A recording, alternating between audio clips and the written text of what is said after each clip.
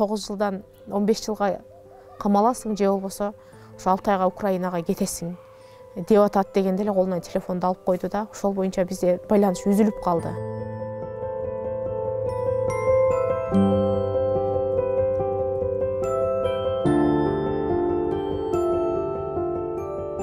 Алсак эле балам экен, ыйлап алыптыр. Атама бериң телефонду деди, атасы алды. Ата мен ушинтип кармап келишти, ушундай болуп калды деп эле ыйлап алыптыр. Анан не деп атат, не болду, не деп атышат деди. 9 жылдан 15 жылга камаласың, же болбосо ошо 6 айга Украинага кетесиң деп атат дегенде эле колуна телефонду алып койду да, ошол боюнча бизде байланыш үзүлүп калды. Эч кандай күнөөсү жок деп атат депчи.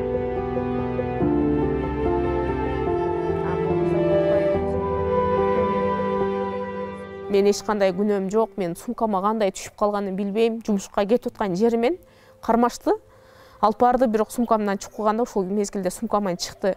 Кантип пайда болуп калганын, каерден түшкөнүн даже билбеймин. Мен агыкмын деп ыйлап жазып атат да, бул катындачы балам.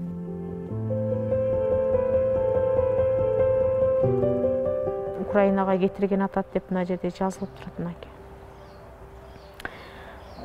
Скоро меня отправляют на войну дейт, Украину дейт. Подстава болуп калдым деп айтып атат да.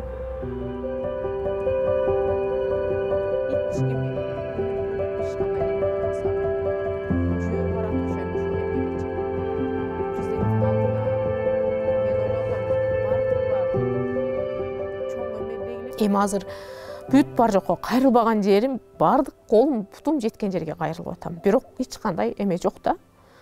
Өзгөрүү жок. Элчиликке чалсаң бизге эч ким иштерсе деген жок дейт.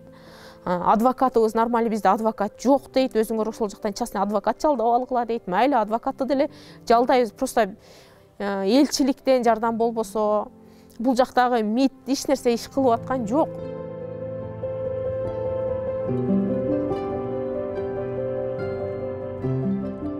2024 жылдын 24 апрелинде Кыргыз Республикасынын Тышкы иштер министрлигинин консулдук департаментинин жетекчилиги тарабынан аталган жарандын энеси кабыл алынып, тиешелүү консулдук укуктук консультация берилген.